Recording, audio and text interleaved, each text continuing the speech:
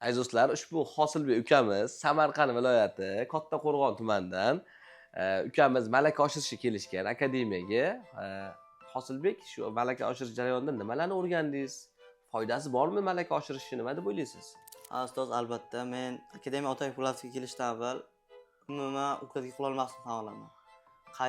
Qaychalar professionallarda ishlata olmasdim va olgan sochlarimga ko'nglim to'lmasdi. Ammo men akademiya Otabek Po'latovga malaka oshirishga kelgandan so'ng men shularni o'rgandim. To'g'ri ukladagi qilyapman. Taroq, fen, qaycha hamma narsani to'g'ri ishlayapman.